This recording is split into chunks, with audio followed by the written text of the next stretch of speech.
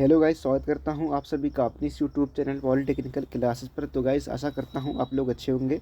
तो चलिए देखते हैं आज की इस वीडियो में पॉलिटेक्निक फोर्थ सेमेस्टर का जो सब्जेक्ट है पावर प्लांट इंजीनियरिंग के नाम से जाना जाता है। तो आज हम इसके लेक्चर नंबर 3 को देखने वाले हैं। चैप्टर नंबर 1 हमारा चल रहा था पावर जनरेशन के नाम से है। तो देखिए, लेक्चर नंबर 1 और 2 में हमने बता दिया था कि जो एनर्जी होती है क्या होती है। यानी कि हमने बताया था कि जो मेन सोर्स ऑफ एनर्जी होते हैं 2 टाइप के होते हैं। पहला वाला था हमारा कन्वेंशनल एनर्जी यानी कि परंपरागत ऊर्जा के स्रोत, और दूसरा हमारा था नॉन कन्वेंशनल एनर्जी यानी कि गैर परंपरागत ऊर्जा के स्रोत। तो हमने कन्वेंशनल एनर्जी यानी कि परंपरागत ऊर्जा के स्रोत को अच्छे तरीके से देख लिया था विथ एग्जाम्पल। सारी चीज़ों को हमने अच्छे से देख लिया था लेक्चर नंबर 1 और लेक्चर नंबर 2 में। तो लेक्चर नंबर 3 यानी कि आज के इस वीडियो में देखेंगे हम कि नॉन कन्वेंशनल एनर्जी सोर्सेज क्या होते हैं, इसके एग्जाम्पल क्या हैं, कैसे सारी चीज़ यहाँ पे देखने वाले हैं लेक्चर नंबर 3 में। और दोस्तों देखिए, आपको बता दें कि यदि आपने अभी तक चैनल को सब्सक्राइब नहीं किया, सब्सक्राइब कर लें। और दोस्तों में क्या करना है, अपने चैनल को शेयर करना है, वीडियो को शेयर करना है, ताकि जो है अपनी फैमिली बड़ी हो सके और उनको भी इसका लाभ मिल सके। तो देखिए, नॉन कन्वेंशनल एनर्जी सोर्सेज क्या होते हैं। तो देखिए, यहाँ पे नॉन कन्वेंशनल का मतलब ये हुआ कि यहाँ पे क्या हुआ, इसका मतलब कि एक ऐसी ऊर्जा के स्रोत जिनको हम दोबारा से प्राप्त कर सकते हैं, यानी जिनको हम ऐसे भी कर सकते हैं जिनको हम अभी कुछ टाइम से ही यूज में ला रहे हैं। तो ऐसे हमारे कौन से जो ऊर्जा के स्रोत होंगे क्या कहलाएंगे दोस्तों, अपरंपरागत ऊर्जा के स्रोत कहलाएंगे। जैसे कि यहाँ पे हमने डिफिनेशन में ही लिख रखा है, देख सकते हैं आप कि ऊर्जा के वे स्रोत जिनकी पुनरावृत्ति संभव हो। तो पुनरावृत्ति इनकी संभव हो अर्थात ऐसे स्रोत जो कभी समाप्त ना हो, अपरंपरागत स्रोत कहलाते हैं, अपरंपरागत ऊर्जा के स्रोत कहलाते हैं। तो हमने वही चीज़ बताया कि जिनकी पुनरावृत्ति क्या हो, संभव हो। पुनरावृत्ति का तात्पर्य ये हुआ कि इसको हम पुनरावृत्ति से मतलब ये हुआ कि कोई भी ऐसी चीज़ जिसे हम दोबारा से प्राप्त कर सकते हैं, जिसे दोबारा से क्या कर सकते हैं, प्राप्त कर सकते हैं, तो उसे हम पुनरावृत्ति बोलते हैं। तो इनकी पुनरावृत्ति संभव है और ऐसी ऊर्जा जो कभी ना समाप्त होने वाली हो, उसको हम कहते हैं अपरंपरागत ऊर्जा के स्रोत। तो आशा करते हैं दोस्तों अपरंपरागत ऊर्जा के स्रोत आपको समझ में आ गया होगा। और चलिए देखते हैं इसके एग्जाम्पल क्या क्या हैं हमारे अपरंपरागत ऊर्जा के स्रोत के। तो हमने बताया यहाँ पे एग्जाम्पल कि जो हमारी सौर ऊर्जा होती है, या फिर वायु ऊर्जा होती है, या फिर भूतापीय ऊर्जा, या फिर बायोगैस, या फिर ज्वारीय ऊर्जा, ये सारे हमारे क्या हैं, गैर परंपरागत स्रोत हैं। ऊर्जा के कौन से परंपरागत स्रोत हैं, गैर परंपरागत स्रोत हैं, या फिर इसको हम अपरंपरागत स्रोत भी बोलते हैं। तो सब हमारे ऊर्जा के अपरंपरागत स्रोत हैं। और देखिए, यहाँ पे अगर हम डीजल, पेट्रोल, मिट्टी के तेल की बात कर लें, या फिर कोयला की बात कर लें, तो ये सब हमारे परंपरागत ऊर्जा के स्रोत हैं जिनको हम बहुत टाइम पहले से यूज में ला रहे हैं। और ये क्या है, सब एक टाइम पे ख़त्म हो जाने वाले हैं। तो यहाँ पे हम बात कर रहे हैं गैर परंपरागत ऊर्जा के स्रोत की। तो इसके एग्जाम्पल को हम बारी बारी से देखेंगे कि ये सब ऊर्जा कैसे प्राप्त की जाती है। तो देखिए, यहाँ पे हमने कुछ नोट पॉइंट लिख रखा है कि अपरंपरागत ऊर्जा स्रोत को नवीकरणीय ऊर्जा स्रोत कहते हैं, और दूसरा पॉइंट लिख रखा है कि परंपरागत ऊर्जा स्रोत को अनवीकरणीय ऊर्जा स्रोत कहते हैं। तो देखिए, जो अपरंपरागत है यानी कि नॉन कन्वेंशनल एनर्जी है, उसको हम क्या बोलते हैं, नवीकरणीय ऊर्जा के स्रोत भी बोलते हैं। इसी को हम क्या कहते हैं, नवीकरणीय ऊर्जा के स्रोत भी कहते हैं। देखिए, क्वेश्चन ऐसे भी आ जाता है कि नवीकरणीय ऊर्जा क्या होती है और इसके एग्ज़ाम्पल भी बताइए। तो यही चीज़ जो अपरंपरागत ऊर्जा है, वही चीज़ हमारी क्या है, नवीकरणीय ऊर्जा है, केवल नाम में थोड़ा सा फ़र्क है। और देखिए, परंपरागत क्या है, परंपरागत ऊर्जा क्या है। परंपरागत ऊर्जा को हमने बताया जैसे कि डीजल हो गया, पेट्रोल हो गया, जो एक टाइम पे समाप्त होने वाले हैं, कोयला हो गया, ये सब हमारे परंपरागत ऊर्जा के स्रोत हैं। और इसी को हम अनवीकरणीय ऊर्जा के स्रोत भी बोलते हैं। क्या बोलते हैं इसी को, अनवीकरणीय ऊर्जा के स्रोत। क्वेश्चन ऐसे भी बन सकता है कि नवीकरणीय ऊर्जा के स्रोत और अनवीकरणीय ऊर्जा के स्रोत क्या होते हैं। तो यही चीज़ यहाँ पे था, इन दोनों में कन्फ्यूजन ना हो, इसीलिए हमने इस नोट पॉइंट को लिख करके रखा है। और देखिए, चलिए बढ़ते हैं आगे। क्या है यहाँ पे कि छोटे पैमाने पर विद्युत शक्ति उत्पादन के लिए अपरंपरागत स्रोत निम्न प्रकार के हैं। तो देखिए, यहाँ पे जो हमने अभी पढ़ा अपरंपरागत स्रोत जो थे एग्जाम्पल, सौर ऊर्जा हुआ, पवन ऊर्जा हुई, या फिर और कह सकते हैं हमारा जो ज्वार भाटा ऊर्जा हुई।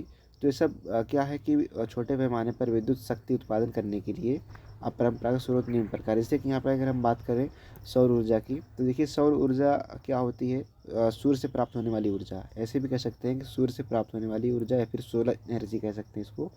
तो देखिए, यहाँ पे क्या लिखा गया है कि यह विकिरण विद्युत चुम्बकीय तरंगों के रूप में प्रयोग किए जाते हैं। जिस किसी वस्तु पर यह तरंगें गिरती हैं और उसमें अवशोषित होती हैं और उस वस्तु का तापमान बढ़ाती हैं। तो अगर हम बात करें यहाँ पे सौर ऊर्जा की, तो आपने सोलर एनर्जी पैनल भी देखा होगा। तो सोलर एनर्जी पैनल क्या होता है कि ये जो सौर ऊर्जा होती है, सूर्य से प्राप्त जो ऊर्जा होती है, किरण होती है, वो क्या होती है, सोलर पैनल इस प्रकार से हमारा होता है। तो इस पर क्या होती है, आवेशित होती है। फिर उसके बाद क्या होता है कि इसके तापमान को बढ़ाती है और यहाँ से क्या होते हैं, इलेक्ट्रॉन उत्सर्जित होते हैं और ये इलेक्ट्रॉन क्या होते हैं, विद्युत ऊर्जा के रूप में कन्वर्ट हो जाते हैं। तो सौर ऊर्जा कुछ इस टाइप से आपको समझ में आया होगा।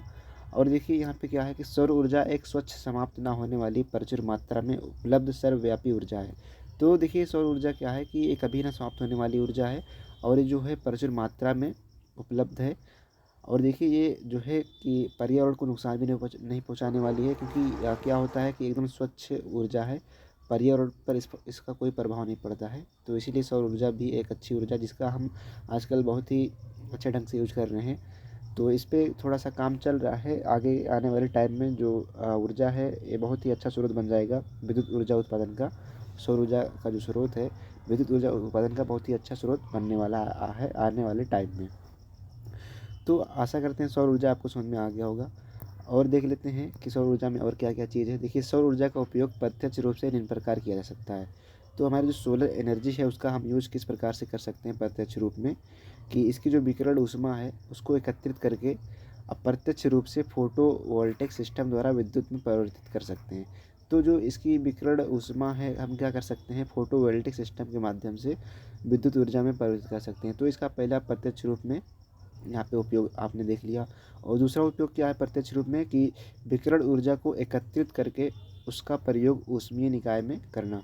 यानी जो हमारी विकिरण ऊर्जा है उसको अगर हम एकत्रित कर लें और उसका हम प्रयोग करें ऊष्मीय निकाय में, तो हम एक चीज़ ऐसा कर सकते हैं। तो इसके पहले और दूसरे हमारे क्या हो गए, प्रत्यक्ष रूप में इसके उपयोग हो गए। और देखिए यहाँ पे और एक पॉइंट लिख रखा हमने कि सौर ऊर्जा का दोहन करने वाली विभिन्न युक्तियाँ निम्नवत हैं। तो देखिए सौर ऊर्जा का जो दोहन करती हैं, जिनसे हम सौर ऊर्जा प्राप्त करते हैं, ये जो युक्तियाँ हमारी हैं यहाँ पे निम्नवत हैं। तो आपको बता दें, देखिए कौन कौन सी हैं। कि सौर ऊर्जा का दोहन करने वाली विभिन्न युक्तियाँ निम्नवत हैं। पहली हमारी सौर ऊर्जा कुकर हो गई। दूसरी हमारी सौर ऊर्जा में विद्युत उत्पादन हो गया। और यहाँ पे देखिए तीसरा है सौर ऊर्जा के वायु हीटर, सौर ऊर्जा के वाटर हीटर, सौर ऊर्जा के बैटरी। तो हमने कहा नहीं कि सौर ऊर्जा का जो है बहुत ही बड़ा क्षेत्रफल फैला हुआ है। तो आने वाले टाइम में ये जो ऊर्जा है काफ़ी ज़्यादा यूज़ होने लगेगी, क्योंकि अभी इस पर काम चल रहा है। और देखिए आशा करते हैं आपको सौर ऊर्जा अच्छे समझ में आ गया होगा कि सौर ऊर्जा क्या होती है, इसका यूज़ क्या है। तो ये सारी चीज़ आपने अच्छे से समझ ली होगी।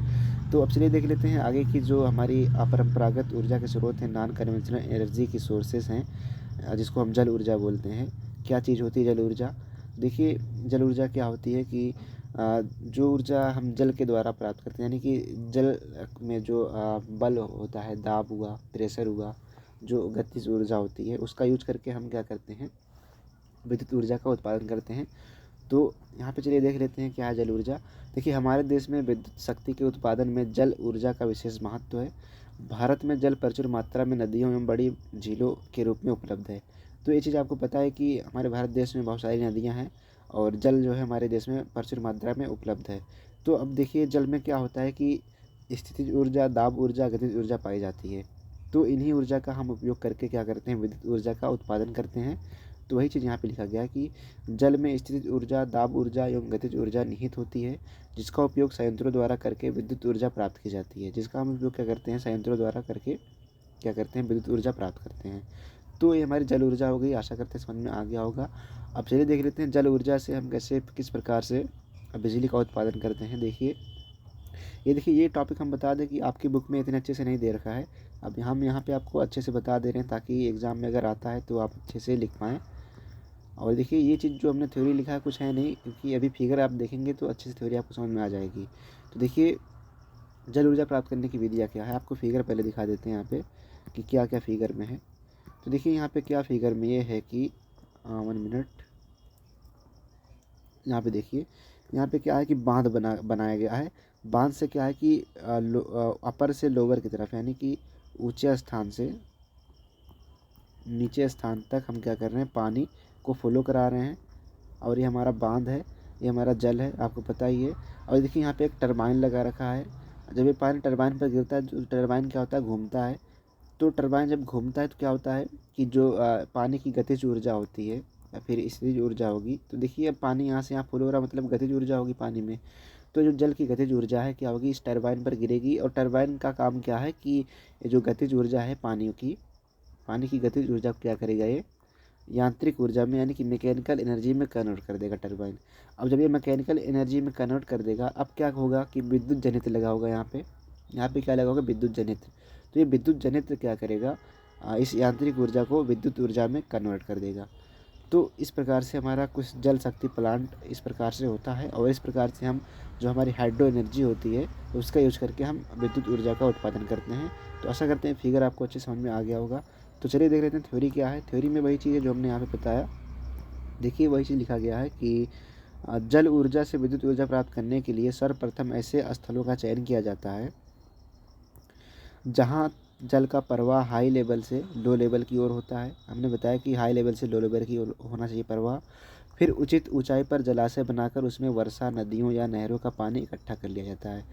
तो जो बांध बनाया जाता है उसमें वर्षा या फिर नदी या फिर नहर का जो पानी होता है उसको एकत्रित कर लिया जाता है। फिर इसके बाद हम क्या करते हैं कि इस ऊंचाई से जल को पेन स्ट्रोक की सहायता से टरबाइन के ब्लेडों पर प्रवाहित किया जाता है। अब देखिए पेन स्ट्रोक क्या होता है, पेन स्ट्रोक मतलब जो पाइप होती है वही चीज़ है यहाँ पे, कि पाइप के माध्यम से क्या करते हैं कि जो टरबाइन में ब्लेड लगी होती है उस पर हम प्रवाहित करते हैं।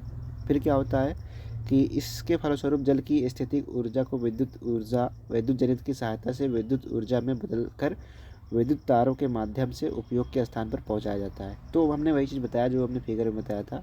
तो आशा करते हैं जो विद्युत ऊर्जा थी, हाइड्रो एनर्जी थी, उसका यूज़ आपने किस प्रकार से देखा यहाँ पे कि हाइड्रो एनर्जी क्या थी, किस प्रकार से हम विद्युत ऊर्जा में उसका हम यूज़ कर रहे हैं, इसका यूज़ करके विद्युत ऊर्जा जो है प्राप्त कर रहे हैं। तो आशा करते हैं ये चीज़ आपको समझ में आ गया होगा। तो चलिए देखते हैं यहाँ पे जो हमारी एक और ऊर्जा है जिसका नाम है ज्वारीय ऊर्जा। तो ज्वारीय ऊर्जा क्या होती है,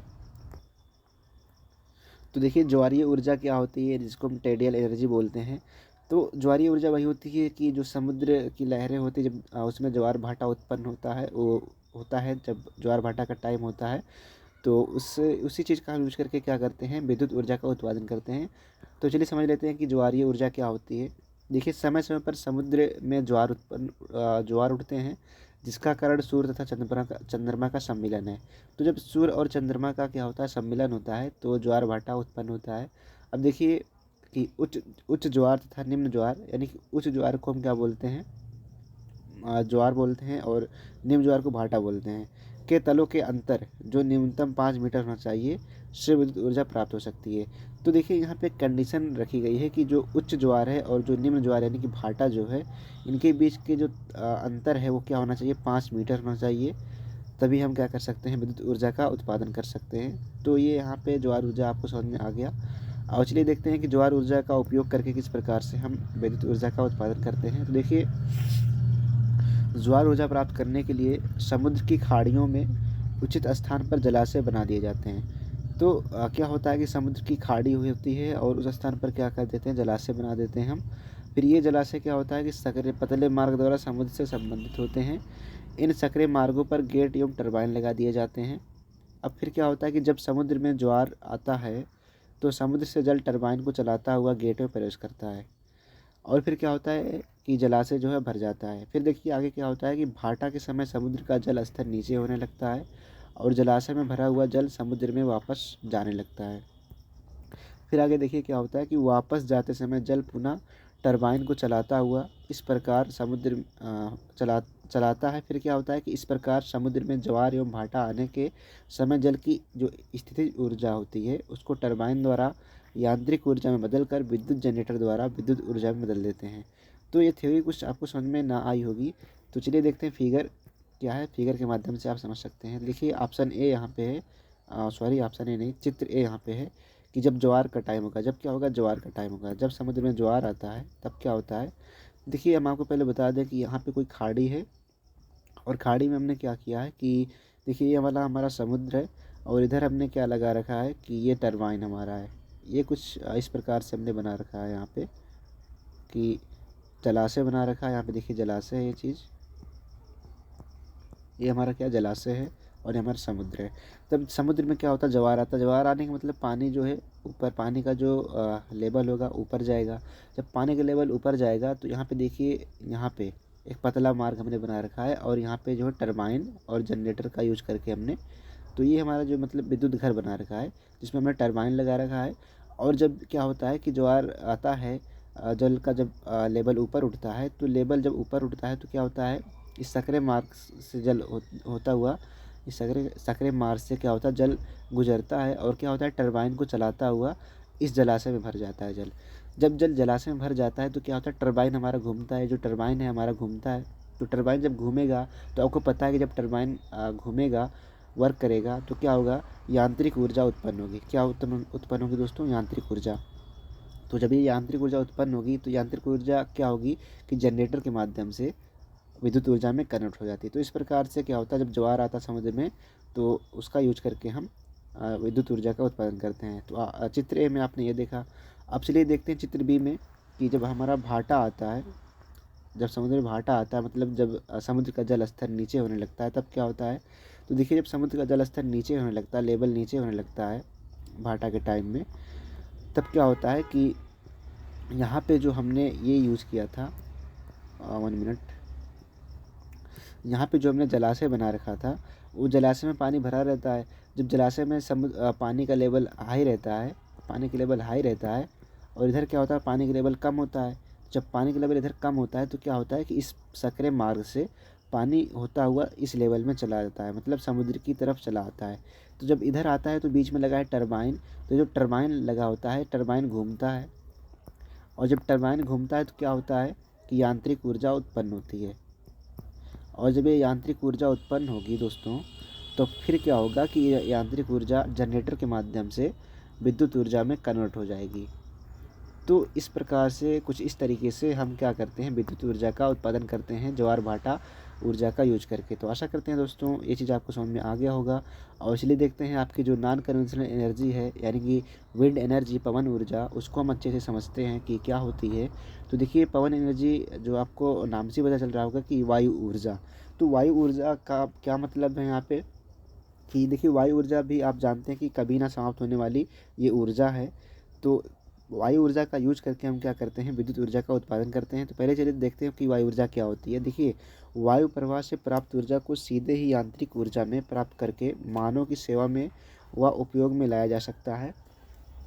तो हम जो वायु से प्रवाह से जो ऊर्जा होती है उसे हम प्राप्त करते क्या करते हैं, यांत्रिक ऊर्जा के माध्यम से मानव की सेवा में हम उपयोग में ला सकते हैं। देखिए, वर्तमान समय में आपको बता दें दोस्तों कि डेनमार्क और नीदरलैंड जैसे देशों में, यूरोपीय देशों में ऊर्जा प्राप्ति का यह प्रमुख साधन है। यानी कि वहाँ पे डेनमार्क, नीदरलैंड में क्या है कि ये ऊर्जा प्राप्ति का प्रमुख साधन वहाँ पे है।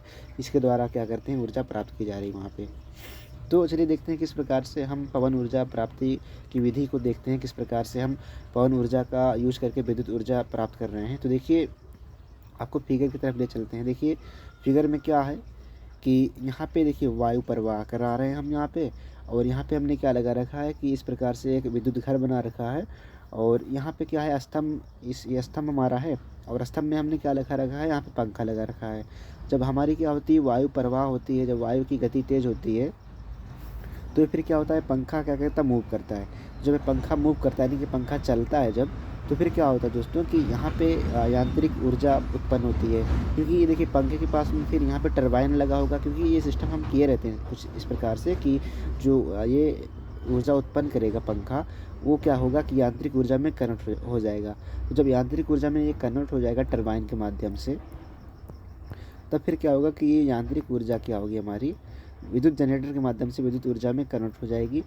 तो कुछ इस प्रकार से हम क्या करते हैं, वायु प्रवाह करा करके, यानी कि पवन ऊर्जा का यूज करके हम क्या करते हैं, विद्युत ऊर्जा प्राप्त करते हैं। और इसी को देखिए, यहाँ पे हमने लिख रखा है कि पवन ऊर्जा की प्राप्ति के लिए पवन चक्की का प्रयोग किया जाता है। और पवन चक्की में क्षैतिज या ऊर्ध्व में लगे शाफ्ट को उसके सिरे पर लगे पंखों पर वायु प्रवाह से उत्पन्न टकराव द्वारा घुमाया जाता है, जिससे यांत्रिक ऊर्जा प्राप्त होती है, जिसका उपयोग विद्युत जनरेटर चलाकर विद्युत ऊर्जा प्राप्त कर लिया जाता है। तो यहाँ पे हमने ये बताया था कि जो यहाँ पे वायु प्रवाह है, यहाँ पे देखिए वायु प्रवाह जो है, यहाँ पे जो पंखा लगा है, जब ये इससे क्या होता है, वायु प्रवाह का जब तेज होता है तो पंखा चलता है हमारा। जब फिर पंखा चलता है तो फिर क्या होता है, यांत्रिक ऊर्जा उत्पन्न होती है और यांत्रिक ऊर्जा का विद्युत जनरेटर के माध्यम से विद्युत ऊर्जा में हम उत्पादन कर लेते हैं। तो ये कुछ हमारा विंड एनर्जी का जो क्या कहते हैं यहाँ पे टॉपिक था, जो यहाँ पे लॉजिक था, आपको समझ में आ गया होगा। तो दोस्तों अगर वीडियो अच्छी लगी तो वीडियो को लाइक करते चले और दोस्तों में अपने चैनल को शेयर भी करते चलें। और देखिए पीडीएफ के लिए आप टेलीग्राम ज्वाइन कर सकते हैं। टेलीग्राम जो है पॉलिटेक्निकल क्लासेस के नाम से वो भी है।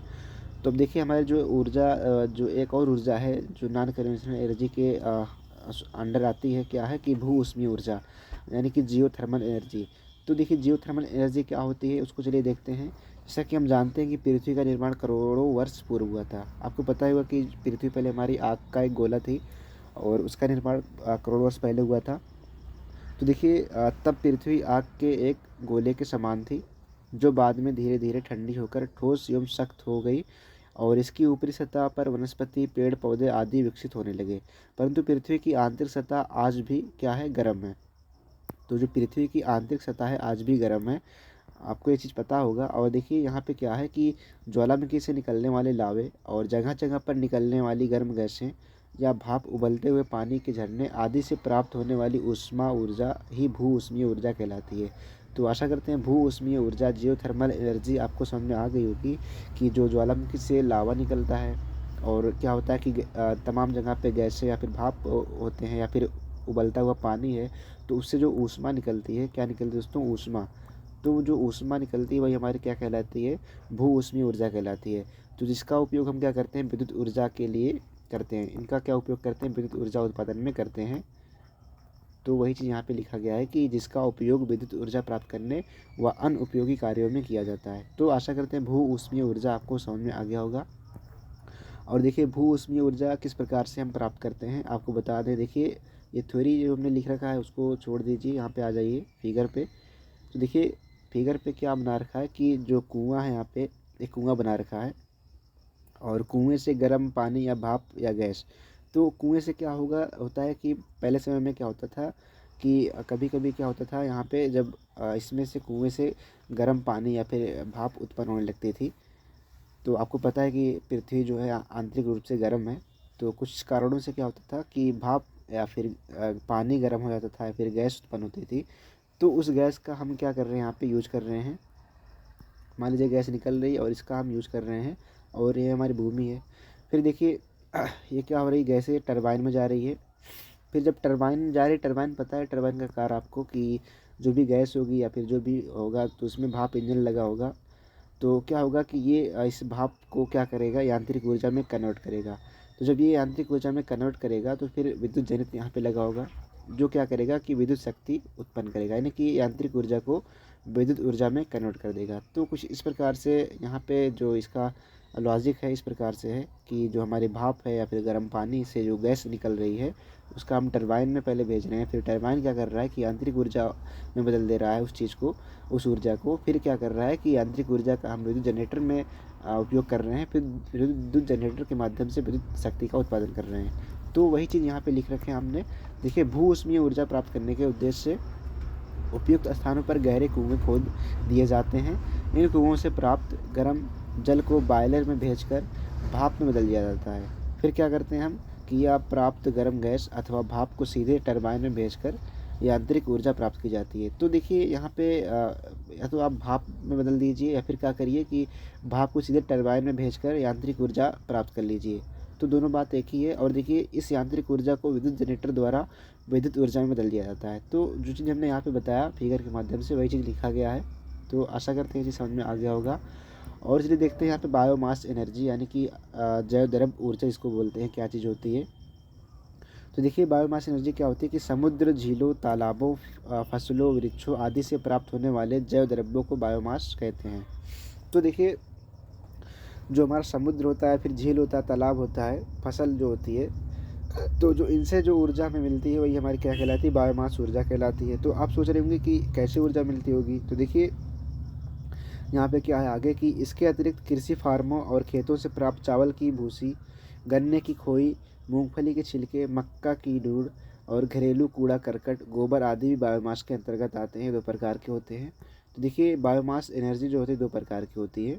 तो समझ लेते हैं क्या क्या है। पहला हमारा थलीय बायोमास है, दूसरा क्या है जलीय बायोमास। थलीय बायोमास का मतलब ये है कि जो पृथ्वी पर उपलब्ध वनस्पति हुए, पेड़ पौधे की छाल हुई, झाड़ियाँ हुई आदि हैं, वो हमारे क्या करते हैं थलीय बायोमास के अंतर्गत आती हैं। और जो हमारे जलीय बायोमास होता है उसके अंतर्गत क्या आता है कि जो जल के अंदर होता है हमारा, जैसे कि वनस्पति हुई, शैवाल हुए, अन्य पौधे हुए, तो इनसे जो एनर्जी हमें मिलती है वो हमारी जलीय बायोमास एनर्जी कहलाती है। तो आशा करते हैं ये दोनों टॉपिक आपको समझ में आ गया होगा। तो देखिए हम किस प्रकार से बायोमास के माध्यम से जो है ऊर्जा की प्राप्ति कर रहे हैं। तो देखिए पेड़ पौधे की पत्तियों के हरे भाग, जो हमारे पेड़ पौधे होते हैं उन पत्तियों के जो हरे भाग होते हैं, जिसको हम क्लोरोफिल बोलते हैं, सूर्य की किरणों को सोख कर CO2 तथा H2O से क्रिया करके प्रकाश संश्लेषण प्रक्रिया द्वारा कार्बनिक पदार्थ, आणविक ऑक्सीजन तथा हाइड्रोजन बनाते हैं। इसको बायोमास इससे बायोमास का निर्माण होता है। तो देखिए जो पेड़ पौधे की हरी पत्तियाँ होती हैं तो क्या करते हैं कि जो सूर्य की किरणें होती हैं उनको जब सोखती हैं तो कार्बन डाइऑक्साइड और जल बनाती हैं। और फिर क्या होता है कि प्रकाश संश्लेषण प्रक्रिया द्वारा कार्बनिक पदार्थ, आणविक ऑक्सीजन, हाइड्रोजन बनाते हैं। तो जो कार्बन डाइऑक्साइड और हाइड्रोजन का यूज करके क्या होता है कि आणविक कार्बनिक पदार्थ, आणविक ऑक्सीजन, हाइड्रोजन बनाते हैं। फिर इसके बाद क्या होता है कि इससे ही हमारा जो होता है बायोमास उसका निर्माण हो जाता है। फिर आगे देखिए क्या है कि बायोमास के प्रक्षोभ दहन से ऊर्जा प्राप्त होती है। तो प्रक्षोभ का मतलब जो आमने सामने ना हो, जो क्या हो आमने सामने ना हो, तो हमारा प्रक्षोभ होता है। तो देखिए यहाँ पे आपको बता दें कि बायोमास के प्रक्षोभ दहन से ऊष्मा ऊर्जा प्राप्त होती है। फिर क्या होता है कि इसके अतिरिक्त फार्मेंटेशन तथा डाइजेशन प्रक्रिया द्वारा बायोमास से तेल, इथानॉल तथा मीथेन प्राप्त किए जाते हैं। तो देखिए बायोमास ऊर्जा का कितना यूज़ है, आप देख ही रहे हैं कि हम तेल का भी प्राप्ति कर ले रहे हैं, इथानॉल का भी, मीथेन का भी हम प्राप्ति यहाँ पे कर ले रहे हैं। तो हमारे कुछ इस प्रकार से बायोमास एनर्जी हुई। तो आशा करते हैं बायोमास एनर्जी आपको समझ में आ गई होगी। तो अभी आपने इस टॉपिक में आपको क्या क्या बताया, आपको बता दें कि हमने आपको देखिए यहाँ पे क्या क्या बताया कि हमारा जो अपरंपरागत ऊर्जा के स्रोत थे, हमने बताया था आपको कि ऊर्जा के स्रोत आपका टॉपिक है कि मेन सोर्स ऑफ एनर्जी दो टाइप के होते हैं। पहला हमारा परंपरागत, दूसरा था हमारा अपरंपरागत। तो परंपरागत को हमने 2 लेक्चर में देखा था और अपरंपरागत को एक ही लेक्चर में देख लिया। तो हमारा ये जो मेन सोर्स ऑफ एनर्जी था टॉपिक, ये हमारा यहाँ पे कंप्लीट होता है। अब फिर हमारा जो अगला टॉपिक होगा कुछ और ही होगा, जो आगे होगा आपकी बुक में, तो हमारा टॉपिक अगला होगा। तो आशा करते हैं वीडियो आपको अच्छी लगी होगी। अगर वीडियो अच्छी लगी तो वीडियो को लाइक कर दें और दोस्तों अपने चैनल को शेयर भी कर दें। बाकी मिलते हैं आपसे अगली वीडियो, तब तक के लिए बाय बाय, टेक केयर।